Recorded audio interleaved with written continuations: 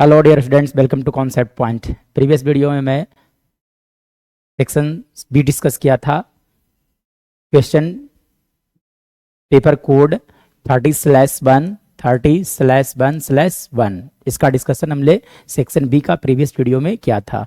आज के वीडियो में मैं सेक्शन सी डिस्कस करने जा रहा हूँ। तो देखा जाए 26 नंबर में भी इंटरनल चॉइसेस होते हैं और सी सेक्शन में बात किया जाएगा तो 3 नंबर के है ना 3 मार्क्स के क्वेश्चन आते हैं। तो देखा जाए, बोला गया find the ratio in which the point 8/5 y divides the line segment joining the points 1, 2 and 2, 3. Also find the value of y। मतलब y का वैल्यू पूछा गया है, साथ साथ पूछा गया रेशियो जब भी फाइंड आउट करने के लिए बात किया जाता है तो वहां पे लगता है सेक्शन फार्मूला।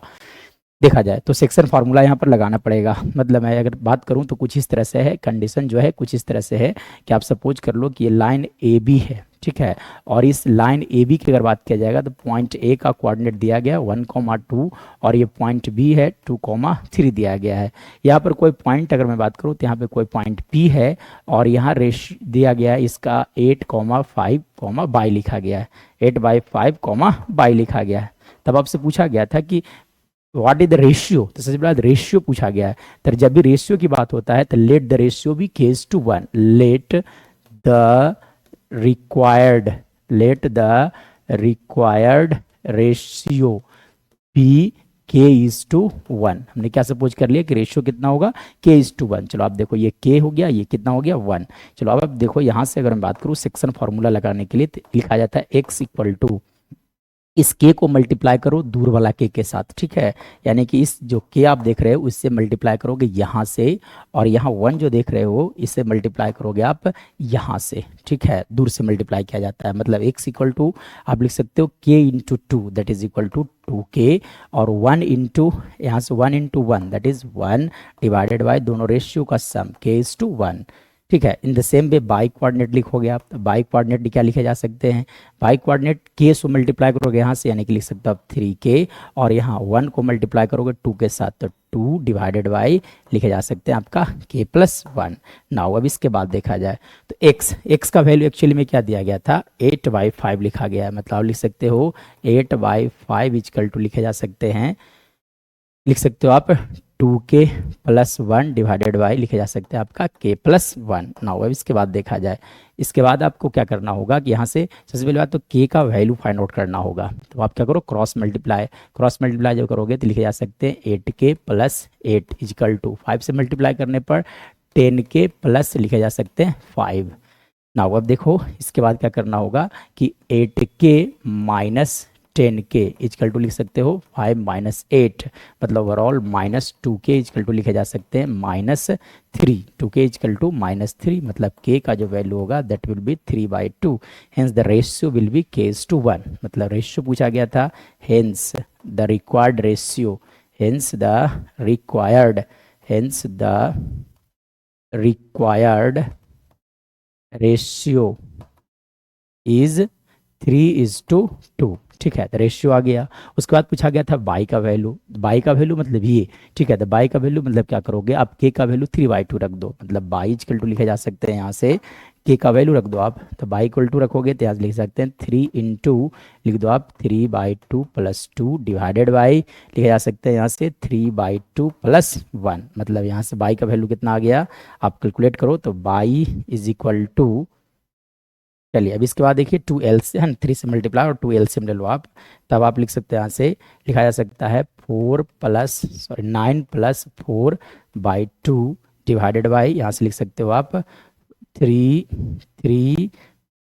+ 2/2, 2 से 2 कैंसिल आउट हो गए, मतलब 13/5, ठीक है। इसलिए बाई का जो वैल्यू होगा दैट विल इक्वल टू 13/5 होगा। चलिए तो ये बाई का वैल्यू आ गया और रेशियो आ गया 3:2 का। उसके बाद देखा जाए,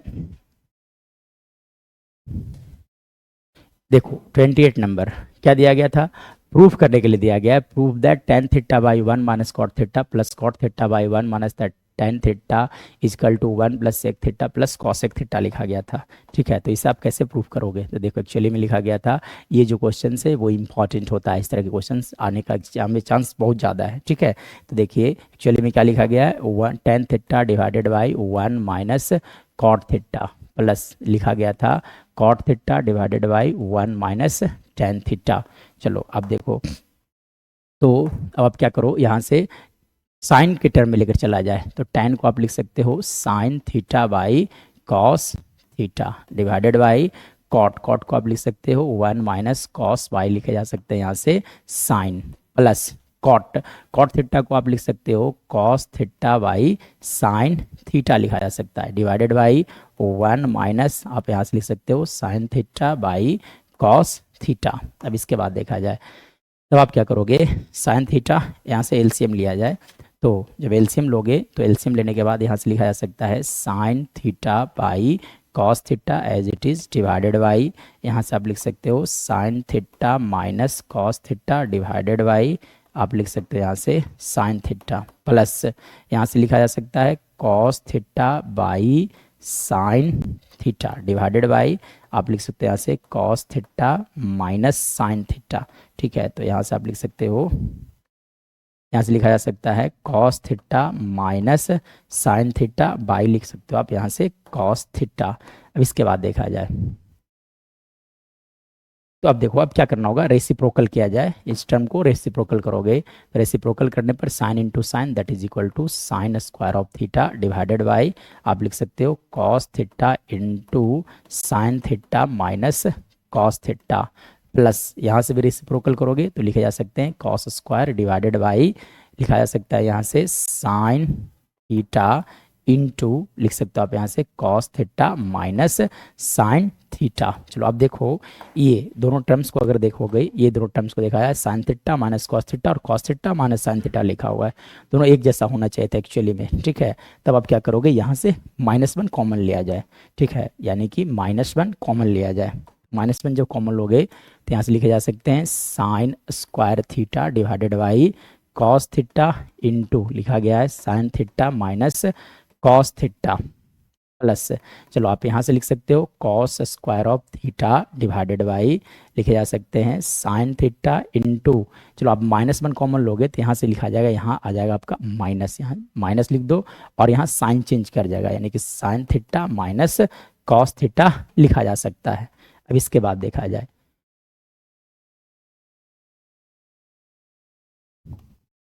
देखिए इसके बाद देखो यहाँ भी साइन थीटा माइनस कॉस है, यहाँ भी साइन थीटा माइनस कॉस है, यानी कि आप कॉमन ले सकते हो, यहाँ से कॉमन लिया जाए 1 by sine theta minus sine cos theta, हमने क्या किया कॉमन ले लिया, तब यहाँ पे रिमेनिंग टर्म बचेगा आपका sine square by cos theta, अब माइनस लिखे जा सकते हैं cos square by sine theta लिखे जा सकते हैं।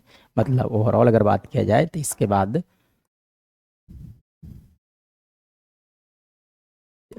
देखा जाए, लिख सकते हो आप 1 by sine theta minus cos theta into, चलो आप यहाँ से एलसीएम ले लो, तो एलसीएम लेने के बाद sine theta into cos theta और यहाँ से sine into sine that is equal to sine cube theta minus लिख सकते हो आप यहाँ से कॉस क्यूब थीटा, और हम लोग जानते हैं एक formula a cube minus b cube that is equal to a minus b into A square plus A b plus B square लिखा जाता है। ठीक है, तो हम लोग को इस फार्मूले को यहाँ पे यूज किया जाए, मतलब 1 by sine theta minus cos theta into A cube minus B cube, तो फार्मूला क्या होता है ए माइनस बी, यानी कि sine theta minus cos theta into ए स्क्वायर, मतलब आप लिख दो यहाँ से साइन स्क्वायर थीटा प्लस ए बी, मतलब आप लिख सकते हैं यहाँ से sine theta into cos theta plus B square, मतलब cos square theta divided by, यहाँ से लिखे जा सकते हैं sine theta into cos theta. चलिए अब इसके बाद देखो, तो ये दोनों टर्म सेम है, दोनों कैंसिल आउट हो गए, मतलब हमारे पास रिमेनिंग टर्म जो बच रहा है वो क्या बचा आपका, रिमेनिंग टर्म बच गया आपका sign square theta plus cos square theta plus यहाँ से आप लिख सकते हो sine theta into cos theta divided by, आप लिख दो यहाँ से sine theta into cos theta. चलिए अभी देखिए sine square plus cos square 1 होता है, इसलिए यहाँ पर लिख दो आप sine square plus cos square जगह पर 1, यानी कि आप लिख दो यहाँ पे 1 चलिए, यानी कि यहाँ पे लिख सकते हैं आप 1 plus sine theta into cos theta divided by लिखे जा सकते हैं sine theta into cos theta. तब आप क्या करोगे, दोनों टर्म को sine 1 by sine theta cos theta से डिवाइड किया जाए, मतलब आप लिख दो यहाँ से 1 by sine theta into cos theta plus sine theta into cos theta divided by sine theta into cos theta. चलो आप देखो तो ये दोनों टर्म्स कैंसिल आउट हो गए, मतलब इसका वैल्यू आ गया 1 by sine that is equal to cosec theta 1 by cos that is equal to sec theta which is equal to R H S. मतलब यहाँ से हम लोग क्या पाते हैं, L H S equal to R H S, hence proved.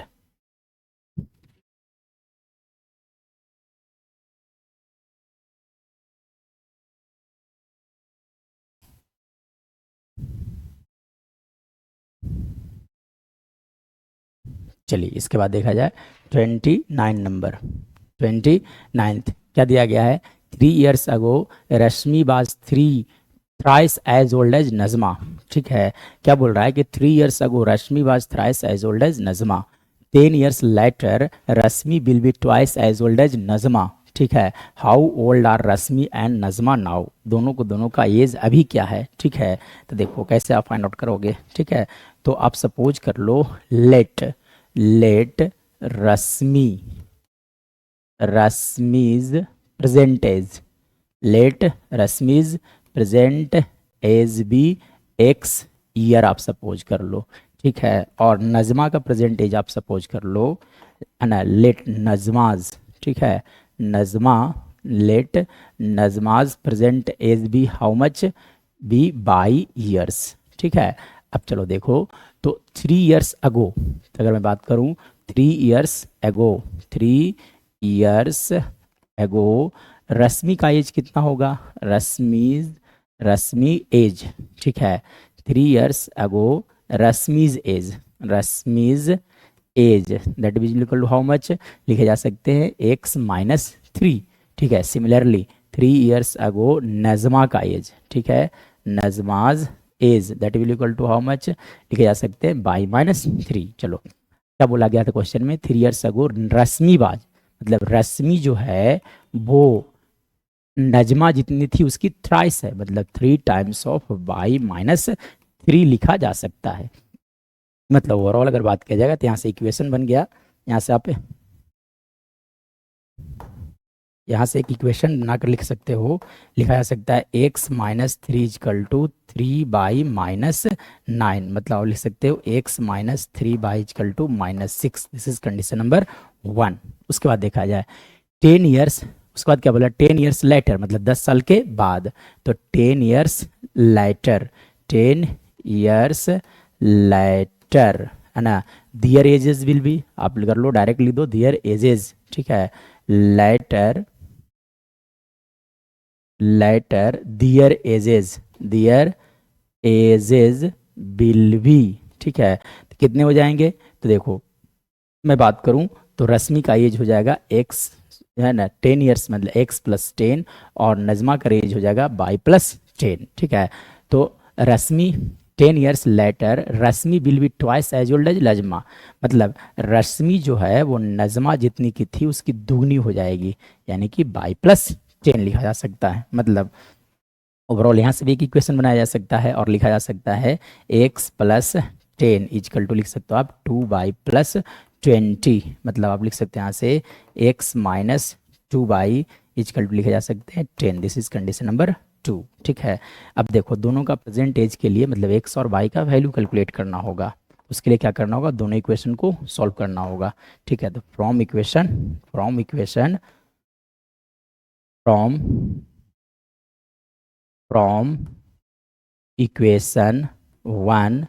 And 2, from equation 1 and 2, मतलब 1 में क्या लिखा गया था x-3 इजकल टू -6, और सेकंड इक्वेशन में क्या लिखा हुआ था x-2 इजकल टू लिखा गया था आपका 10। दोनों को सब्ट्रैक्ट कर लो तो माइनस प्लस और लिखा जाएगा आपका माइनस। ठीक है, दोनों x कैंसिल आउट हो गए। ठीक है, ये इक्वेशन नंबर 1 है और इक्वेशन नंबर 2 है। ठीक है, तो यहाँ से लिख सकते हो आप -y इजकल टू -16, मतलब y का जो वैल्यू आ गया दैट इज इक्वल टू 16।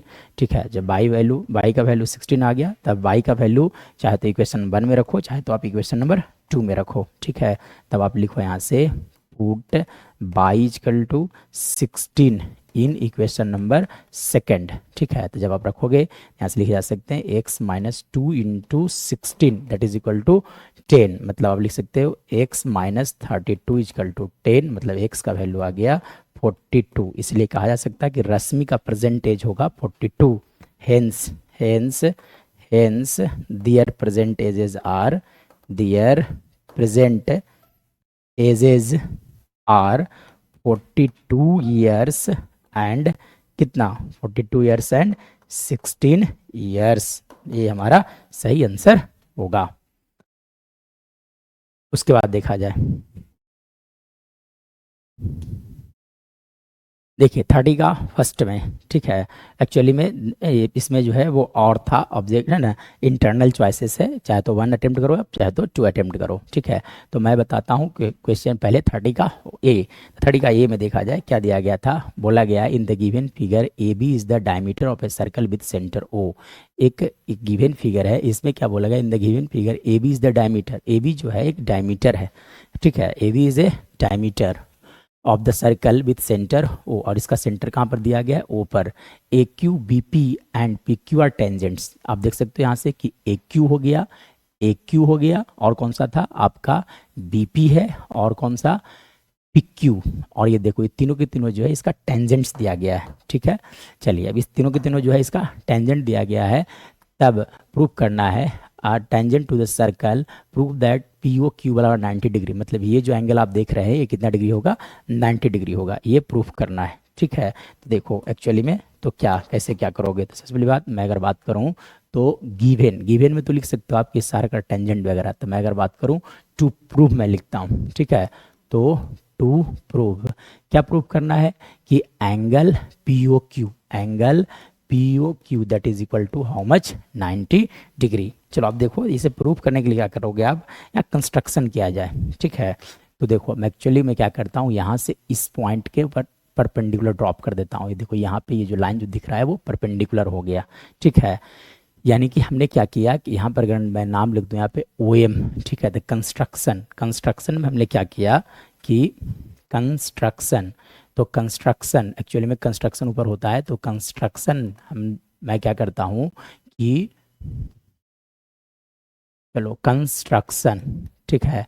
तो कंस्ट्रक्शन में हमने क्या किया कि O M perpendicular P Q is drawn, P Q is drawn, ठीक है कि नहीं। अब हमने क्या किया कि दोनों पर है ना O M perpendicular P Q draw कर दिया। अब इसके बाद देखा जाए तो अब आप क्या करोगे कि इस पर हमने क्या किया, परपेंडिकुलर ड्रॉप किया, तो इसलिए अब देखो यहाँ पे एक ट्रायंगल बन रहा है, एक ऊपर वाला ट्रायंगल और ये भी एक ट्रायंगल बन रहा है। इन दोनों ट्रायंगल को पहले कॉन्ग्रेंट किया जाए, ठीक है। तो in triangle A O Q, in triangle A O Q and second triangle कौन सा हो गया, M O Q, and second triangle is M O Q we have. अब इन दोनों ट्रायंगल को मैं कॉन्ग्रेंट कर लेता हूँ, ठीक है। तो यहाँ से कहा जा सकता है कि जब दोनों ट्रायंगल को कॉन्ग्रेंट आप करोगे तो यहाँ से लिख सकते हो कि ए क्यू इज इक्वल टू लिखे जा सकते हैं, ए क्यू इक्वल टू लिखे जा सकते हैं एम क्यू, ठीक है। Reason tangents from external point Q, tangents from Q है ना, क्योंकि एक्सटर्नल पॉइंट से टेंजेंट ड्रा किया जाता है सर्किल पर तो दोनों का लेंथ इक्वल होता है, इसलिए टेंजेंट्स फ्रॉम क्यू। चलिए इसके बाद देखा जाए ओ क्यू एक ऐसा लाइन है जो दोनों में है, यानी कि O Q equal to O Q हो गया, रीजन क्या हो गया, ये दोनों जो है वो कॉमन है। उसके बाद देखा जाए तो अब आप देखो तो एक और देखा जाए, देखो ये दोनों इक्वल हो गए, ये देखो ओ ए और ओ एम, ठीक है ना। ओ ए इजकल टू लिख सकते हो आप ओ एम, रीजन क्या हो गया, radii of circle are equal, so we can say that this two triangles are congruent, therefore triangle A O Q is congruent to triangle कौन सा, M O Q, by which criteria. तो देखो यहाँ पे लग गया आपका ट्रिपल एस क्राइटेरिया, तो दोनों ट्रायंगल हो गया कॉन्ग्रेंट। जब ट्रायंगल कॉन्ग्रेंट होते हैं करस्पॉन्डिंग पार्ट इक्वल होता है, मतलब यहाँ से कहा जा सकता है कि angle A O Q is equal to लिखे जा सकते हैं angle M O Q that is equal to आप मान लो एक्स, ठीक है ना। मैं सपोज कर लेता हूँ कितना है, एक्स है by C P C T, reason क्या हो गया, सी पी सी टी। चलो इसके बाद देखा जाए यानी कि इस फिगर में बात किया जाएगा तो ये भी एक्स हो गया और ये भी क्या हो गया आपका एक्स हो गया। चलिए similarly triangle BOP and MOP are congruent. Similarly we can say that triangle कौन सा आप लिख दो, triangle BOP is congruent to triangle POM या तो MOP, दोनों ट्रायंगल कॉन्ग्रुएंट हो गया। इसका मतलब एंगल BOP जो होगा that will be equal to MOP, ठीक है ना।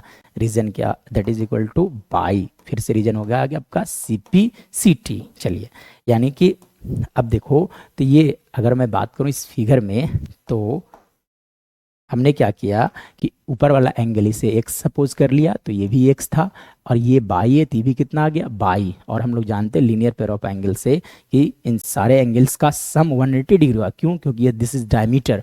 आप जो देख रहे हैं ये लाइन ए बी जो देख रहे हैं डायमीटर है। ए बी जो आप देख रहे हो ए बी एक डायमीटर है और ए बी क्या होता है, एक स्ट्रेट लाइन होता है, ठीक है। यानी कि लिखा जा सकता है कि यहाँ से आप लिख सकते हो 2x plus 2y equal to how much, लिखे जा सकते हैं 180 degree. Reason linear pair of angles are, है ना, sum of linear pair of angle is 180 degree. इसी कारण से मतलब आप लिख सकते हैं यहाँ से x plus y equal to 180 degree. और x के जगह पर आप लिख सकते हो, है ना, x देखो एक्चुअली में जो एक्स यहाँ लिखा गया है इस एक्स के ऊपर लिख सकते हो आप AOQ और बाई के जगह पर लिख सकते हो आप POM, ठीक है। यानी कि AOQ और POM दोनों लिखा जा सकता है यहाँ से, ठीक है। मतलब आप लिख सकते हो यहाँ से AOQ एंड POM के इक्वल लिख सकते हो आप। मतलब एक्स के जगह पर लिखा जा सकता है यहाँ से angle AOQ is equal to, है ना AOQ प्लस एंगल कौन सा हो गया आपका AO x plus y equal to आ गया आपका 180 डिग्री। चलिए x प्लस बाई का वैल्यू आया आपका, सॉरी 90 डिग्री आएगा ना, 2 से डिवाइड करने पर इसका वैल्यू कितना आता 90 डिग्री, ठीक है। तो ये हो गया आपका 90 डिग्री, ठीक है। x मतलब कौन सा हो गया एंगल AOQ, मतलब आप लिख सकते हैं आपसे एंगल AOQ प्लस एंगल कौन सा, angle AOQ plus angle MOP that is equal to 90 degree. अब आप देखो तो दोनों का जो सम आ गया वो 90 डिग्री है। ये वाला और ये वाला दोनों एंगल जो जुटेगा that will equal to POQ, मतलब POQ का वैल्यू जो होगा वो कितना डिग्री हो गया 90 डिग्री हो गया। उसके बाद देखा जाए इसी का second number,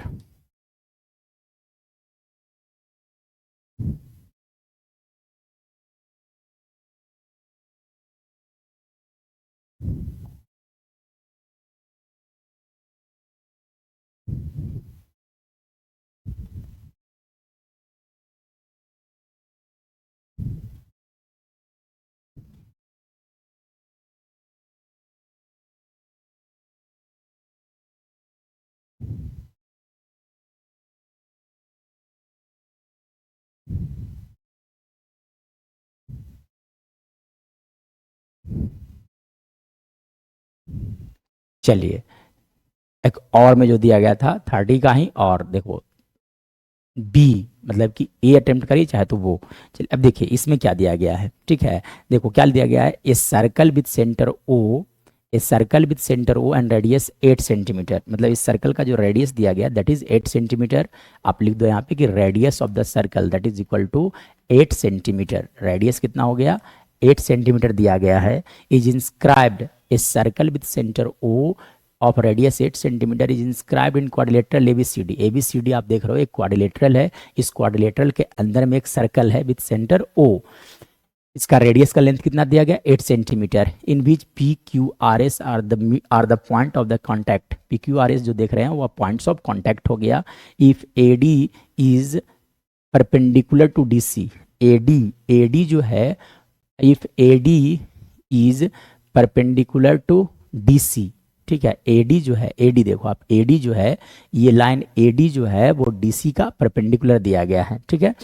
BC equal to 30 centimetre. और क्या दिया गया है अगर मैं बात करूं डाटा के बारे में तो एडी के बारे में बात किया गया था, is perpendicular, AD is perpendicular to आपका DC, it is given here, AD is perpendicular to DC, तो AD is perpendicular to DC। और उसके बाद क्या बोला गया था, BC इक्वल टू 30 सेंटीमीटर। आप देखो तो BC का जो लेंथ दिया गया that is equal to 30 centimetre, और BS का जो लेंथ दिया गया है that is how much, 24 centimetre दिया गया है। चलो आप देखो तो BS मतलब ये वाला दिया गया 24 सेंटीमीटर, और BC मतलब ये पूरा हो गया that is equal to 30 centimetre दिया गया है, ठीक है। Then find the length of DC, मतलब ये DC का हमको लेंथ चाहिए। तो DC का लेंथ कैसे आएगा, आपको फाइंड आउट करना है इस DC का लेंथ, ये लेंथ DC फाइंड आउट करना है। तो DC कैसे आप फाइंड आउट करोगे, एक्चुअली में BC जो दिया गया है वो मालूम है ना, मैं फिगर में ड्रा कर दूं तो BC ये देखो आप यहाँ से लेकर के यहाँ तक ये टोटल जो दिया गया है वो 30 सेंटीमीटर दिया गया है, ठीक है ना। चलिए तब आप क्या करो कि मैं सबसे पहली बात क्या करता हूँ, यहाँ से O से P को ज्वाइन कर देता हूँ और O से Q को ज्वाइन कर देता हूँ। और हम लोग जानते हैं कि tangent and radius are perpendicular, मतलब ये वाला जो एंगल हो गया वो 90 डिग्री, ये भी एंगल 90 डिग्री, यानी कि एंगल POQ जो होगा वो भी कितना होगा, 90 डिग्री होगा। अंडरस्टूड है, यानी कि कहा जा सकता है कि we can say that POQD is a square. Reason क्या हो गया, आप देखो ये सारे के सारे परपेंडिकुलर है, ये वाला लेंथ ये जो है वो कितना डिग्री, ये रेडियस हो गया, और ये भी कितना हो गया रेडियस, मतलब ये भी 8 सेंटीमीटर है, ये भी कितना हो गया 8 सेंटीमीटर, ठीक है। तब यानी कि रेक्टेंगल होना चाहिए था, तो ये भी 8, ये भी कितना हो गया 8, ये भी कितना हो गया 8, यानी कि सारे साइड इक्वल, तभी सारे साइड इक्वल होते हैं, स्क्वायर का ही सारे साइड इक्वल होता है, इसलिए कहा सकता है कि POQD इज ए स्क्वायर, ठीक है। मतलब यहाँ से कन्फर्मली कहा जा सकता है कि DQ का जो लेंथ होगा that will equal to how much, 8 centimetre. चलो और हम लोग जानते हैं कि टेंजेंट्स फ्रॉम एक्सटर्नल पॉइंट और इक्वल इन लेंथ, मतलब आप यहाँ से लिख सकते हो कि BS का लेंथ जो होगा that will be equal to BR। Reason क्या हो गया, tangents from point B, tangents from point B, ठीक है। इसलिए चलिए अब टेंजेंट फ्रॉम पॉइंट B है, इसलिए दोनों का लेंथ इक्वल हो गया। लेकिन अगर मैं बात करूं BS, तो BS दिया गया था according to the question, BS कितना दिया गया 24, यानी कि BR का भी लेंथ जो होगा that will equal to how much, 24 centimetre. तो BR का भी लेंथ कितना आ गया 24 सेंटीमीटर हो गया। चलिए अब BR का लेंथ आ गया, उसके बाद क्या पूछा गया था, DC का लेंथ पूछा गया था एक्चुअली में DC का। तो देखो BR, तो BR की अगर बात किया जाएगा, देखो एक्चुअली में ये जो BR आप देख रहे हैं वो 24 सेंटीमीटर आ गया। तो आप देखो यहाँ से BC जो दिया गया है वो कितना दिया गया 30 सेंटीमीटर, और यहाँ से कहा जा सकता है कि CR का जो लेंथ होगा that will equal to BC minus, आप लिख सकते हैं यहाँ से BC माइनस BR, और BC 30 है और ये 24 है, मतलब इसका लेंथ आ गया that is equal to 6 centimetre. मतलब आप CR जो देख रहे हो ये हो गया आपका 6 सेंटीमीटर। और हम लोग जानते हैं कि tangents from external point are equal in length, इसलिए कहा जा सकता है कि CR का जो लेंथ होगा that will equal to CQ, tangents from external point are equal in length. इसीलिए मतलब यहाँ से कहा जा सकता है कि CQ का जो लेंथ होगा वो भी होगा 6 सेंटीमीटर। अब आपसे क्या पूछा गया था, DC का लेंथ, या तो DC का लेंथ, तो DC का जो लेंथ होगा that will be equal to DQ plus CQ, और DQ 8 है और ये कितना है 6, यानी कि DC का जो लेंथ होगा that will equal to 14 centimetre. तो हमारा यही सही आंसर होगा। उसके बाद देखा जाए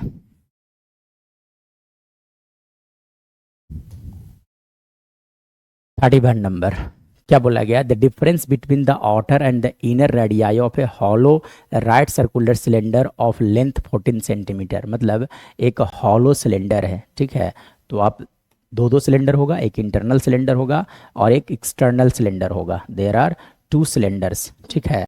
चलिए अब इसमें से अगर बात किया जाएगा तो इन दोनों के बारे में कुछ कुछ मेंशन किया गया है बातें, ठीक है।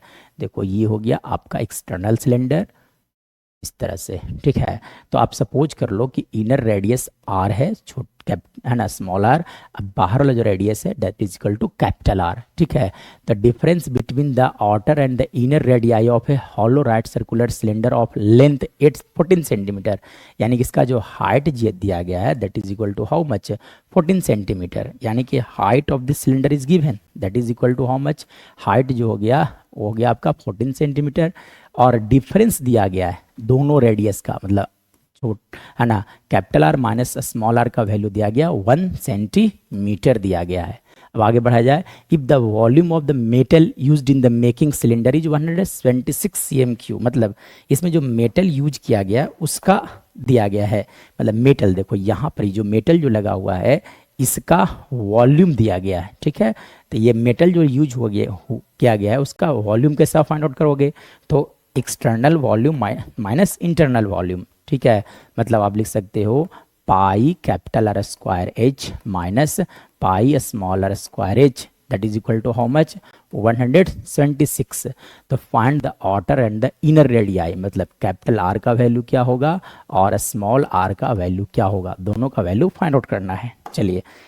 चलो तब आप देखो यहाँ से अगर मैं बात करूँ तो यहाँ से कुछ बातें हैं जो कॉमन है, तो यहाँ से कॉमन लिया जा सकता है, पाई एच आपका हो गया कॉमन, मतलब आप लिख सकते हैं यहाँ से capital R square minus small R square that is equal to 176, मतलब पाई का वैल्यू लिख दो 22/7, एच हो गया आपका 14 इंटू, यहाँ लिख सकते हो आप आर प्लस आर इंटू लिखे जा सकते हैं R minus R equal to 176, मतलब देखो यहाँ से 2 टाइम्स कैंसिल आउट हो गए, और यहाँ से जब कैंसिल आउट करोगे तो ये 4 टाइम्स कैंसिल आउट हो जाएंगे, और आर माइनस आर छोटा है ना, small R minus small R का जो वैल्यू दिया गया that is equal to 1 centimetre.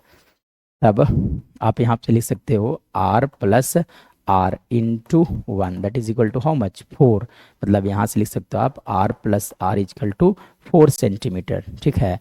तो ये हो गया आपका कंडीशन नंबर 2 और ये हो गया आपका कंडीशन नंबर 1, मतलब from equation 1 and 2।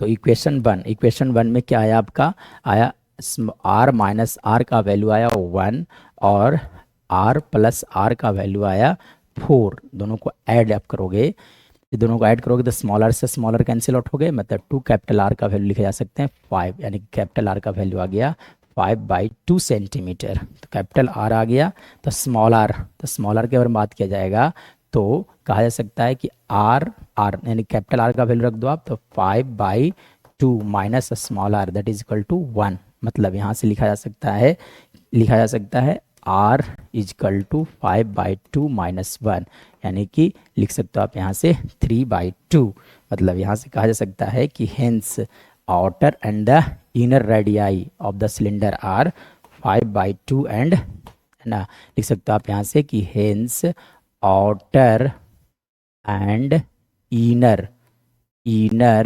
Radii of the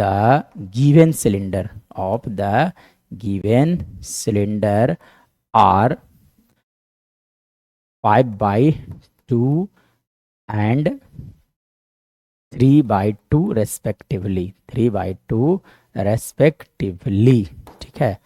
इस तरह से हम लोगों ने सेक्शन सी कंप्लीट कर लिया। अब हम लोग मिलेंगे अगले वीडियो में, उसमें मैं डिस्कस करूंगा section D, same question paper code 30/1/1।